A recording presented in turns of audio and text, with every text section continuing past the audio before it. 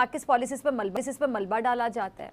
साबिका हुकूमती पॉलिसियों को बुनियाद बनाकर मौजूदा हुकूमत अपनी जान छुड़ाने की कोशिश करती है कि ये तो पुरानों की वजह से है, हमारा कोई कसूर नहीं है, पिछले करके चले गए, हम क्या करें। और इसी चक्कर में 5 साल गुजर जाते हैं। इस बात में भी कोई दो राय नहीं कि जो इक़्तिदार होता है वो फूलों की नहीं बल्कि कांटों की सेज है। लेकिन इसका ये मतलब भी नहीं है कि अवाम से किए गए वादों को पूरा करने की कोशिश भी ना की जाए।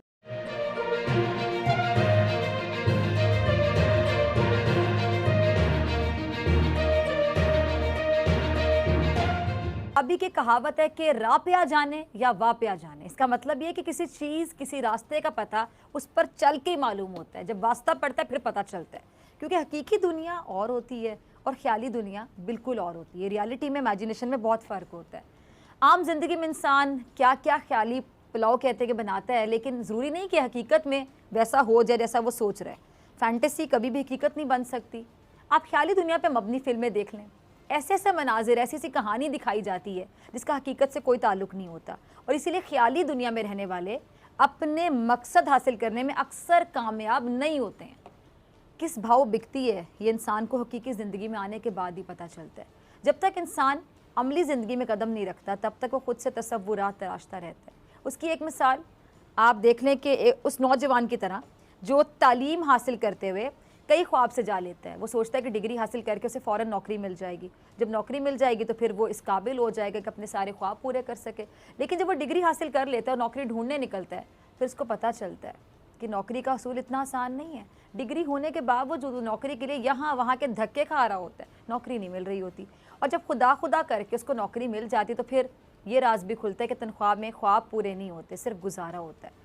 ये हर किसी की कहानी नहीं है, लेकिन पाकिस्तान में अक्सरियत की शायद यही कहानी है, बल्कि दास्तान कह लें। कहने का मकसद कि इंसान सोचता क्या है लेकिन अमली ज़िंदगी में होता कुछ और है।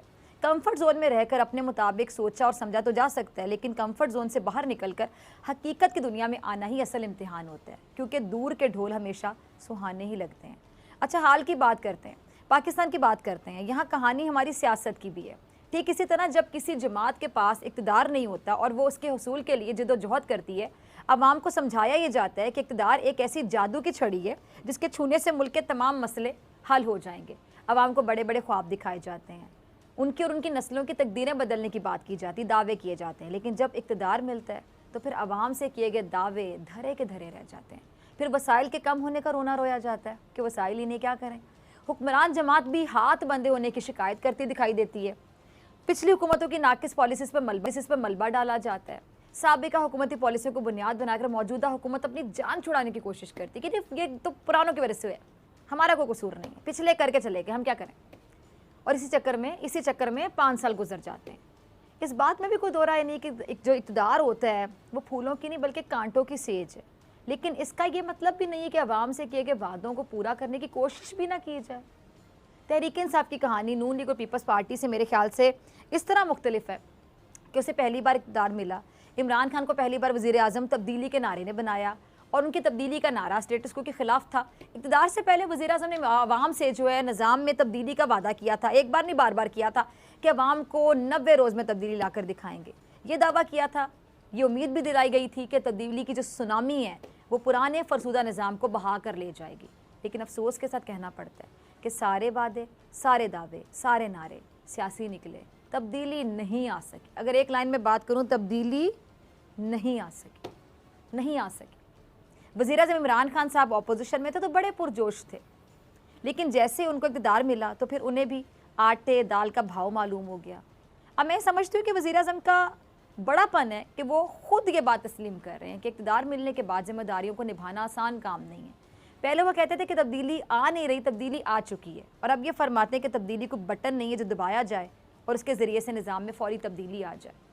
नया पाकिस्तान बनने में वक्त दरकार होता है और अब तो इमरान खान साहब रुकावट की वजह निज़ाम में जो मौजूद बुराइयाँ हैं उनको करार दे। एमएसए साहब ने कहा है कि जब किसी निज़ाम में बुराइयाँ, बदउनवानी और रुकावटें आ जाएँ और कि जब तक पैसे नहीं देंगे काम नहीं होगा, तो ऐसे में तब्दीली लाने में वक्त लगता है। बिल्कुल दुरुस्त कहा वज़ीर आज़म साहब ने कि वक्त लगता है, लेकिन वज़ीर आज़म साहब साथ ये भी फरमा रहे हैं कि उन्होंने अपनी आंखों से निज़ाम को ख़राब होते हुए देखा। जब उनके सामने सारे ज़मीनी हक़ाइक़ थे और वो सियासत में भी इसी मकसद के लिए आए थे कि करप्ट निज़ाम का खात्मा करके अवाम की फलाह बहबूद के लिए इकदाम किए जाएंगे। तो वज़ीर आज़म तो ज़्यादा अच्छी तैयारी के साथ जहाद के लिए उतरते ना इस स्टेटस को के ख़िलाफ़। लेकिन हमने देखा कि अभी तक तब्दीली की हवा इस स्टेटस को के ख़िलाफ़ चल ही नहीं पाई। अभी तो ब्यूरोक्रेसी समेत पॉलिटिकल माफिया अपनी मर्जी से चल रहा है, जिसका जो दिल चाह रहा है वो किया चला जा रहा है। वज़ीर आज़म साहब ने ये बात सही कही कि जब इदारों में बुराइयां आ जाती हैं तो तब्दीली लाने में मुश्किल होती होगी, यकीनन सही कह रहे हैं आप। लेकिन उन इदारों को मज़ीद बदतर होने से तो बचाया जा सकता है ना प्राइम मिनिस्टर साहब। ये तो किया जा सकता है कि अब इससे ज़्यादा बदतर ना हो, जहाँ तक आ गई ये बुराइयां वहाँ तक रुक जाएं किसी तरह, फिर उसको ऐसा सा कम करेंगे। अभी एटलीस्ट इस बुराई के लेवल से तो ऊपर ना जाएं हम कि मज़ीद बुराइयाँ और फिर मज़ीद बदउनवानियाँ।